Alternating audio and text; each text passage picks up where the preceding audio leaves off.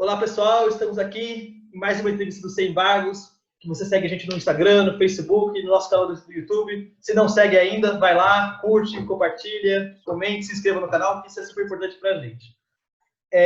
Na entrevista de hoje, nós vamos entrevistar a Elaine Ribeiro Cardoso, que é assistente social e ela trabalha no escritório modelo Dom Paulo Adriano Soares, da PUC São Paulo. Boa tarde, Eliane, tudo bem? Agradecemos muito a oportunidade de conversar com você. É uma honra sua participação aqui com a gente. Obrigada, Caio. Obrigada pelo convite aí, viu? Fiquei bem feliz. Obrigado a você. Então, para começar já, como estão as demandas por serviços sociais e assistenciais do governo? E quais são as maiores procuras agora, nesse momento de pandemia? Então, na verdade, existe aí um pouquinho dessa questão a população que está passando pela pandemia teve uma demanda maior na procura. Essa procura ela sempre foi grande, ela sempre foi uma demanda expressiva, né? É claro que com a situação de pandemia, essas questões de vulnerabilidade, de necessidade, de proteção básica, ela fica um pouco bem mais, né, expressiva aos olhos de todas as pessoas. Mas ela sempre foi uma demanda muito grande, né, da população que está à margem, né, das questões sociais mesmo, da vulnerabilidade. Mas a pandemia, ela trouxe, não que aumentou a demanda, mas ela trouxe um pouquinho da descontinuação do atendimento nesses serviços. E, na medida em que você para o atendimento, ela começa, com certeza, essa demanda, ela dobra e, enfim, né, toma uma proporção aí sem precedente. Mas a demanda social, né, ela sempre foi muito expressiva. A oferta, ela é sempre menor do que realmente a demanda existente. Mas, basicamente, a maior procura, até por conta dessa questão econômica, né, uma vez que a primeira coisa que tivemos aí de impacto, né, no país foi essa questão econômica, o trabalho, principalmente as pessoas que trabalham no mercado informal, né, que faz a venda dos seus produtos, enfim, né, essa população que precisou, por conta das medidas de restrições, de isolamento, precisou parar e ela ganha, o que ela ganha é o que ela vende no dia e é isso que traz o sustento para a casa dela. Então, essa população ela passou também a ser uma demanda específica também para esses serviços, principalmente socioassistencial. E, basicamente, a procura dentro desse serviço de atendimento foi exatamente por questões de alimentação, que são questões básicas, né?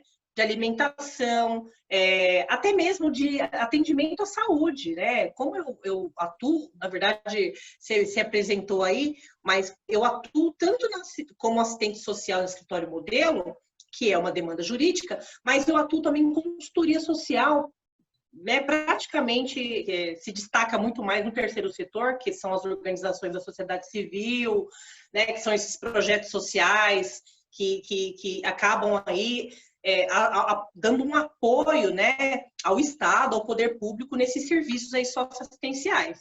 Então, por estar muito próximo a essa população, a esses projetos, né, essas comunidades, esses usuários que precisavam desses projetos, que utilizavam esses projetos para dar o apoio, né, o subsídio, ou até mesmo o atendimento que elas passavam nesses serviços, sofreram todo esse impacto, porque lá elas recebiam muitas vezes cesta básica, enfim, são diversas questões aí de benefícios. Então, essa população que tinha uma renda, mesmo que muito baixa, ela passou-se uma demanda emergente, né? E foi se sobrepondo toda essa demanda, e aí, só que basicamente a questão básica de necessidade básica das famílias, né? Ela se acendeu com certeza. Então, hoje, após a pandemia, quando começou mesmo essas medidas aí de isolamento, despertou algo muito inusitado, que não é muito inusitado, o Brasil tem essa característica, mas foi algo que chamou bastante atenção, que foi os movimentos de solidariedade. né? Teve uma expansão, principalmente dos movimentos, né? Das pessoas que muitas vezes até queriam ajudar, mas não sabiam muito quem procurar. Então, quando as pessoas passaram a saber que tinham famílias que não estavam tendo atendimento em razão dos serviços estarem, enfim, foram suspensos em decorrência da pandemia. Então, houve um movimento das pessoas, né? A solidariedade foi algo que foi muito presente aí, e é até hoje, após a pandemia. Mas as demandas, ela é sobretudo da questão bem básica mesmo, viu, Caio? Que é alimentação, principalmente crianças, né? Que tem dependências aí de algumas questões de nutrição, alimentação mesmo. E aí as contas, né? As pessoas que precisam do seu dinheiro para poder pagar suas contas, perder o emprego, enfim, né? As demandas sociais, elas são várias, diversas, né? Mas que basicamente está elencada aí com a questão econômica, financeira, para essas pessoas ter sustentabilidade aí para suas vidas, né? E nesse ponto, você disse muito do que a sociedade está fazendo, mas de parte do governo, a principal medida anunciada aí, a principal medida que de fato vem sendo é o auxílio emergencial, né? Como que ele está funcionando? Ele está funcionando? Quais são as dificuldades que a maioria das pessoas estão empreendendo para conseguir de fato receber esse prometido auxílio? E é interessante porque o auxílio, ele foi uma medida que ela precisou ser tomada. Tudo bem que ela foi emergencial, mas até que ela se aplicasse, tivesse, né, já em fase de execução, demandou um tempo. Então, essas pessoas, elas ficaram sem uma atenção nessa necessidade básica.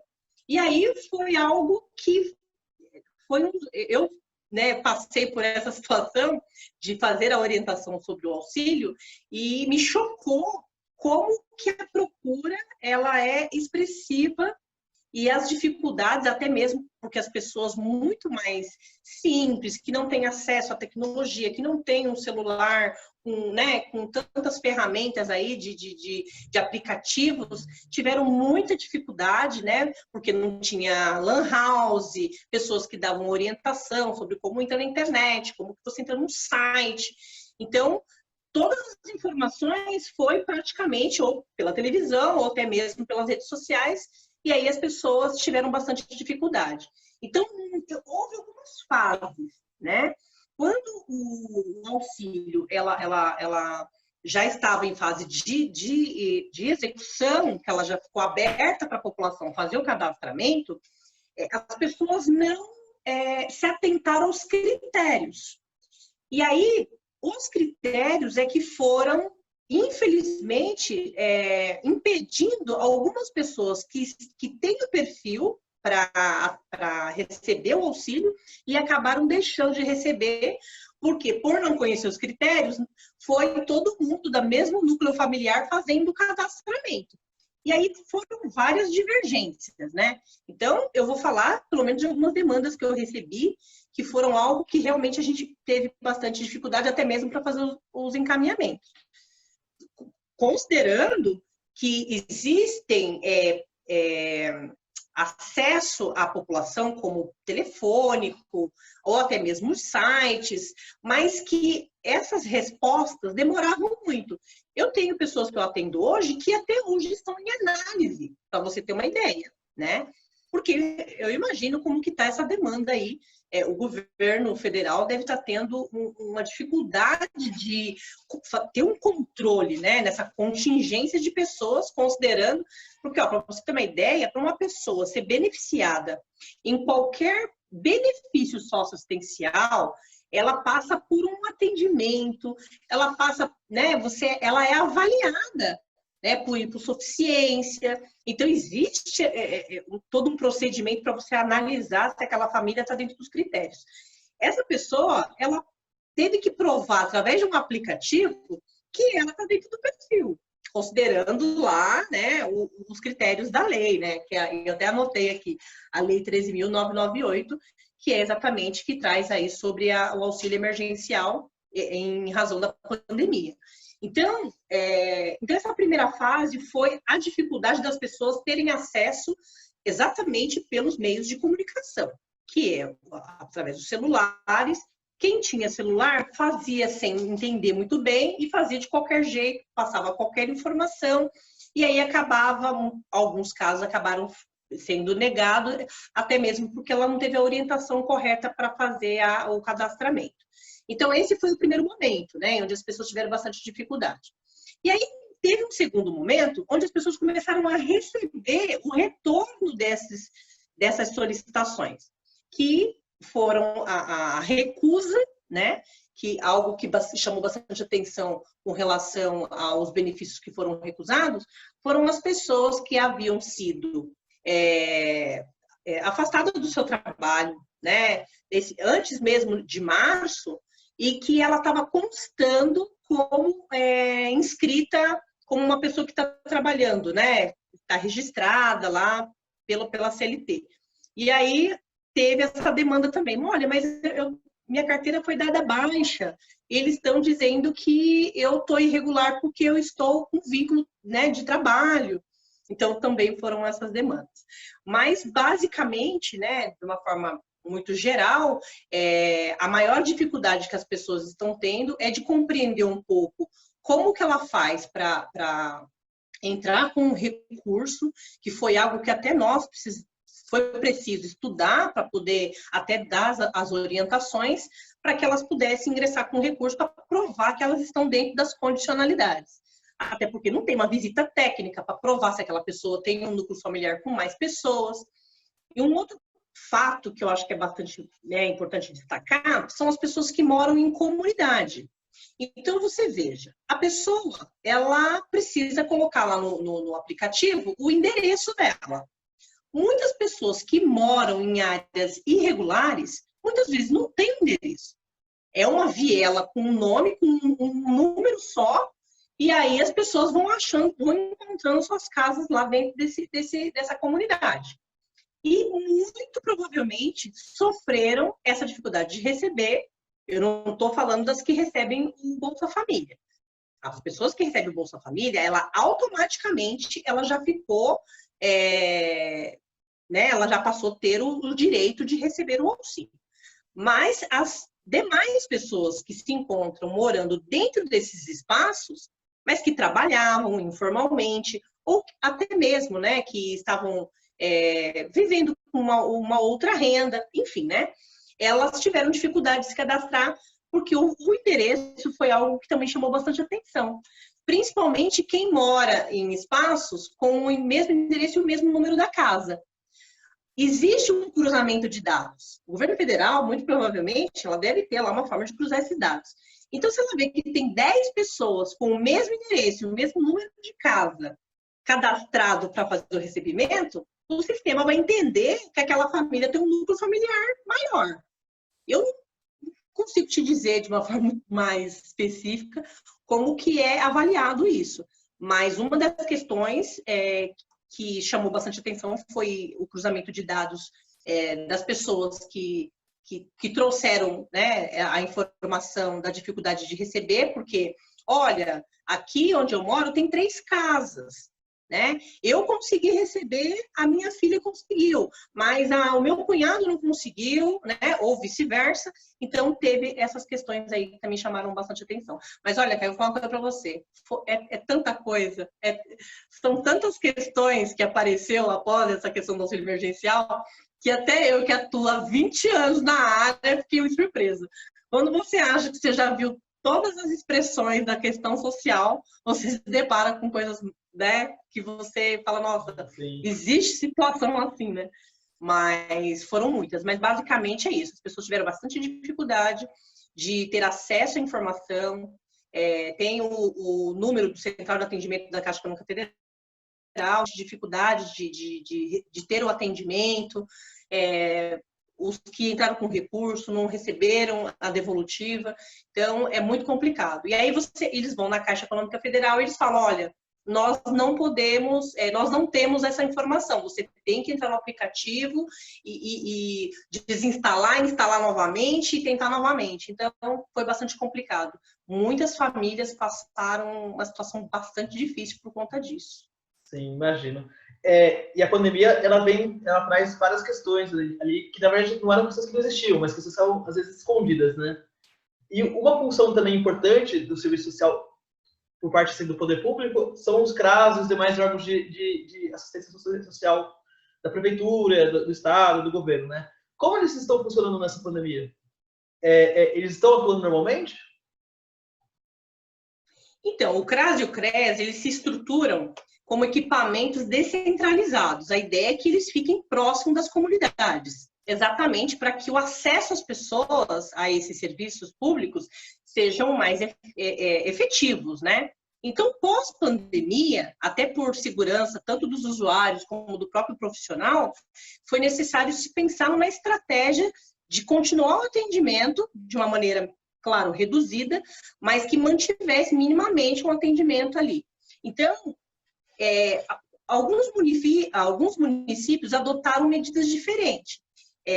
Não foram todos os municípios que tiveram as mesmas estratégias. Então, o que eu tenho a informação, até porque eu faço muitos encaminhamentos para diversos municípios e acabo conhecendo o trabalho de diversos municípios, que houve uma das estratégias, o teleatendimento, né?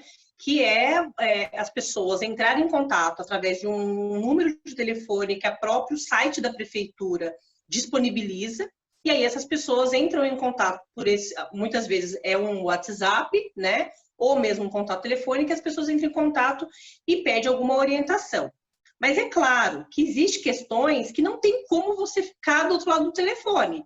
Porque, por exemplo, o CRAS ele é um serviço de prevenção.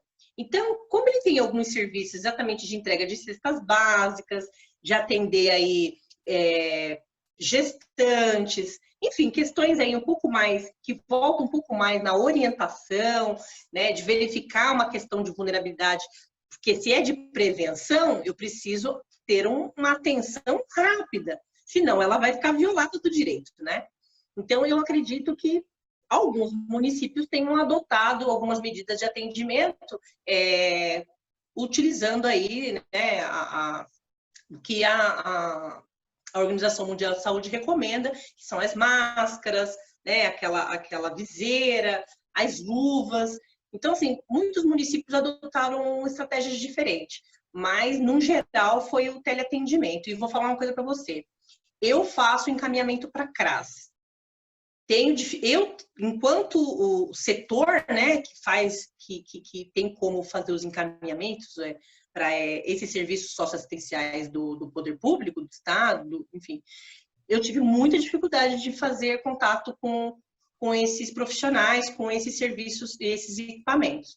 Hoje mesmo eu tentei falar com a prefeitura não atende, né? Então, o único número que está disponível é o do CRAS e do CREAS. E aí, alguns é o WhatsApp, outros para você ter uma ideia, eu fiz um teste. Eu peguei um número de WhatsApp de um CREAS e mandei mensagem. Até hoje eu não recebi, eu não fui atendida. Então, eu imagino que deve estar muito difícil também para todos os setores se adequar a esse novo cenário, considerando que uma demanda, né, da população em vulnerabilidade social, ela é expressiva, né? Principalmente em São Paulo, né? Então, eu acredito que esteja tendo bastante dificuldade. Mas talvez as estratégias que estão adotando, elas ainda estão muito ruins, né? A ponto desses usuários sofrerem aí as violações em razão de não conseguir o atendimento. Mas, basicamente, é isso. Os serviços hoje eles estão trabalhando como teleatendimento. Os e-mails, né? Eu mesmo que faço os encaminhamentos, tenho me articulado com a rede através dos e-mails, mas a população que precisa desse serviço, que não tem, né, ferramentas para poder fazer o contato com essas pessoas através de um site, enfim, né, estão sendo muito prejudicadas. E aí é onde eu te falo dessa questão dos movimentos de solidariedade. Essas pessoas que têm uma necessidade básica emergencial acabaram, né, recebendo essa ajuda, né, esse apoio desses movimentos, e essas que não estão recebendo auxílio emergencial e que suas contas estão vencendo e que a comida precisa estar na mesa e que ela tem a necessidade básica, elas estão contando com esses projetos sociais, com esses movimentos sociais está acontecendo aí em todo o país. Legal. E assim, ainda pela pandemia, e aí é uma questão que não é só não é desse momento da pandemia, mas que agora acaba agravando, a questão da moradia, né? Como estão as questões de despejo, e quais as questões de despejo durante a pandemia? Assim, você sabe que quando o contrato é formalizado, tudo, até a justiça vem segurando um pouco, mas muitas vezes, em comunidades, tudo é tudo por boca, não é nada formalizado, então tem essa questão, né? Ah, se você não pagar hoje, você sai, porque tem outra pessoa precisando, e aquela. Então, o problema de moradia e de despejo é um problema que já vem de muito, né? Mas que nesse momento da pandemia acaba aumentando, né? De uma maneira grave. Quais seriam as opções para alguém que se encontra numa situação dessa? Olha, as questões de despejo sempre foi algo muito difícil da gente tentar pensar junto, né? Com essa pessoa que você está atendendo nas saídas, né? O despejo nunca foi fácil, nem antes da pandemia, agora com a pandemia, muito pior. Mas estão ainda rolando algumas questões de despejo, né? E aí, quando a gente começa a conversar com esses usuários, a ideia é tentar pensar junto com esse usuário a rede de contato em que ela está diretamente ligada, seja família, vizinhos, né, a família extensa em geral, e aí a gente vai tentando pensar junto de uma maneira que a gente consiga fazer com que essa pessoa ela concentre energia em pensar em como sair dessa situação, porque quando a pessoa ela tem a informação que ela vai ser despejada, ela não consegue pensar na solução, ela só consegue pensar no problema, que é sair do imóvel. Então, como nós atendemos como equipe multidisciplinar, então a gente dá todo esse apoio, né, e orientação tanto social como a própria da pessoa da psicologia, para tentar fortalecer essas famílias e elas tentarem concentrar energia em como solucionar isso. E aí a estratégia inicial é isso, é a gente tentar entender, né, através, né, do atendimento, ou fazendo uma escuta qualificada, entender um pouquinho como é que se dá as relações de família, comunitária, para que ela busque alternativa dentro das suas próprias condições. Ah, tá bom, Helene, não teve jeito, ela não tem familiar aqui, porque a família é toda do Nordeste, ela não tem vizinhos que vão ajudar, ela não tem condição. E aí? E aí a gente encaminha para o serviço de referência da assistência social. Porque existe alguns serviços, como por exemplo, que elas são leis municipais, né? Alguns benefícios do município. Como, por exemplo, o aluguel social, né? Que pode ser um caminho aí para essas pessoas. Mas como ela está sendo despejada, até você fazer o encaminhamento, esses técnicos, esse serviço, né? Fazer o atendimento, fazer toda a verificação, analisar tudo, essa pessoa está na rua, né? Então, a gente tenta aí, da melhor forma, acionar os órgãos competentes para agilizar, neste caso, quando a pessoa não tem saída nenhuma, a possibilidade do Estado, até porque isso está preconizado na lei, amparar essas famílias. Então, se for preciso essa família ir para um serviço de acolhimento, né, até que se veja uma saída aí para ela poder, para onde ela vai ficar, que sai um auxílio emergencial, um auxílio aluguel, né, aí ela vai se organizando nessa etapa. Mas é papel do poder público amparar essas famílias nessa situação, se ela não tiver realmente como, uma questão... Ai, desculpa... Tive que fazer aqui uma coisinha aqui com a minha câmera. Peraí. Aí. Acho que foi. E tá gravando, né? E aí ela vai tentando buscar dentro da rede de relacionamento dela esse apoio, ou o Estado vai, da melhor forma, aí, tentar ajudar essas famílias e amparar essas famílias. Uma das orientações que eu costumo fazer, né, para algumas famílias, principalmente que têm filhos, é procurar o órgão do Conselho Tutelar. O Conselho Tutelar, ele é um órgão de defesa. E é um órgão que zela pelo cumprimento do direito. Então, se essa criança, né, que está dentro do núcleo familiar, de uma família que ela está desamparada, no sentido de não conseguir se sustentar porque ela não tem trabalho, ela está desamparada mesmo. Aí o Conselho Tutelar também consegue recorrer ao Ministério Público, né, em outros caminhos aí, que também é uma boa alternativa para essas famílias que estão numa situação de despejo. Então, a gente vai tentando buscar aí da melhor forma toda essa rede de proteção para que ela cumpra o papel dela, que é a prevenção e a proteção em si para aqueles que já estão com os seus direitos violados, né? Legal. E aqui, já é uma tradição nossa aqui no Sem Embargos, que a nossa última pergunta é comum para todos os convidados, todos e todas os convidados. E o que a senhora acha que será o cenário pós-pandemia, no geral e na sua área também? Como a senhora vê pós-pandemia? Olha, Caio, é algo que a gente reflete todo dia, né? Para nós que fazemos um atendimento direto com as pessoas, que precisa desse contato, né? Dessa relação de acolher, né? Aquela acolhida mesmo, humanizada. Eu penso que pós-pandemia muitas coisas vão mudar, principalmente nessas relações de trabalho, como que as pessoas vão se comportar. Eu mesmo tenho uma característica muito acolhedora. Eu sou a pessoa do abraço, eu sou a pessoa... Então, eu já estou sofrendo, porque eu estou vendo familiares e não posso abraçar, né? Então, eu penso que nessas relações mais próximas, né, de pessoas que precisam um pouco mais dessa questão do afeto, ela fica bastante comprometida. E aí é a gente tentar trazer outras formas de amor, né, de atenção, de sensibilidade, que não seja pelo contato, né? E para nós que somos da área do atendimento, né, enfim, complica bastante. Você imagine, como uma psicóloga que precisa ter esse contato direto com a pessoa para fazer a escuta, vai estar lá com toda aquela, né, máscara, né, quebra até aquele clima, né?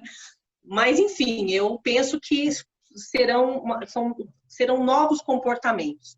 E aquilo que a gente estava falando até mesmo antes da entrevista, a pandemia ela trouxe, além das questões graves, né, de saúde pública internacional, a gente tem aí a expectativa de vacinas, mas nós sabemos que até agora, né, até hoje pelo menos, a gente não tem nada ainda confirmado oficialmente. Existe ainda essa insegurança com relação a como será, né, pós-pandemia, que a gente não pensa em pós-pandemia se não tiver cura, né? A pandemia ela vai permanecer se não tiver uma cura. Vindo a cura, uma vacina, aí a gente pensa no pós-pandemia. Mas as pessoas não perderem a sensibilidade, não perder a humanidade. Apesar das pessoas estarem tendo, né, um pouco mais dessa relação por aplicativo, né, por remotamente, online, não estando mais tão presencial, as pessoas não podem perder a empatia, porque eu acho que isso é o princípio de todas as coisas. As pessoas precisam entender que eu posso ter muita facilidade para falar por essa ferramenta, mas muitas pessoas não têm, né? Muitos profissionais, inclusive não têm. Então, eu acho que pós-pandemia, a gente precisa tirar uma lição sobre empatia, né? Sobre tomar cuidado quando eu tenho que adotar as medidas de prevenção, no sentido da contaminação em si, sem ofender a outra pessoa, né? Porque tem pessoas que se aproximam de você sem máscara, você já sai do lado dela como se ela fosse uma pessoa com uma doença, assim, né? Então, isso acaba causando um pouco... Eu tenho atendido pessoas idosas, Caio, que, olha, se você não é forte, você chora junto, né? Pessoas que estão com uma questão emocional muito comprometida, né? Então, assim, existem várias questões pós-pandemia que a gente vai precisar tratar. Serão os impactos. Isso é uma questão. Agora, eu penso que foi um momento, né, para as pessoas... Eu até anotei uma coisa que eu achei muito legal que eu vi hoje. Eu falo que pós-pandemia teve alguns aspectos, né, que foram positivos e negativos, né? Negativos é lógico, vem um vírus aí, portal, né, a nível mundial, a gente está passando por uma história de uma pandemia, imagine, a última história de pandemia que eu soube, eu acho que foi da peste negra, né, não sei se teve outra depois, mas foi algo devastador, né, que demorou muitos anos, parece que foram 2 anos, né, então algo que assusta muito. Mas aí o que você pensa em contrapartida ao Covid, né? A solidariedade, que é algo que é muito característico do brasileiro, mas foi algo que também cresceu muito. Né? Eu não estou nem falando de questão política, eu estou falando de uma questão humanitária mesmo, das pessoas se sensibilizar à dor do outro, à necessidade do outro, né? E essa questão de você olhar para dentro de si, porque numa vida que é muito corrida, quando você se fica nessa medida de restrição, eu passei a fazer coisas, por exemplo, na minha vida pessoal, que eu não fazia há muito tempo. Né? E aí você vai retomando alguns valores que no dia a dia você vai perdendo por conta dessa correria, né? De um mundo que está a mil. Então, eu penso que foram esses aspectos. A suspensão dos trabalhos, da crise econômica, que foi algo que foi muito negativo. Mas, por um outro lado, que eu penso que é o positivo, foi a criatividade das pessoas.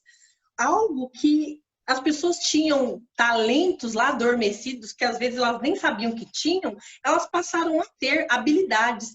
Hoje até perguntei para o meu marido, falei, amor, qual foi a habilidade que você desenvolveu nesse momento de pandemia? Até porque ele está arrumando tudo em casa, então ele desenvolveu várias habilidades. Mas ele falou que foi a empatia, foi até bacana assim, a fala dele.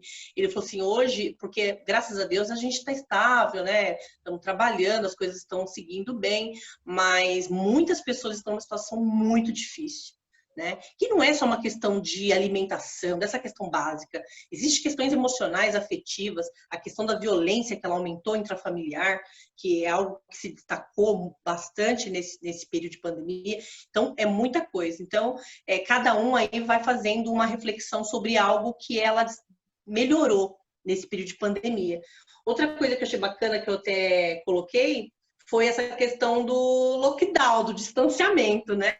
Que foi o home office. Eu acho que o trabalho em casa vai ser algo que vai ser bastante presente pós-pandemia, porque eu penso que muitas empresas se sentiram mais seguras de adotar esse método, uma vez que ter o controle do funcionário dentro do teu escritório, dentro da tua, né, da sua estrutura, não traz ali, muitas vezes, o resultado que ele acha que vai ter. Né?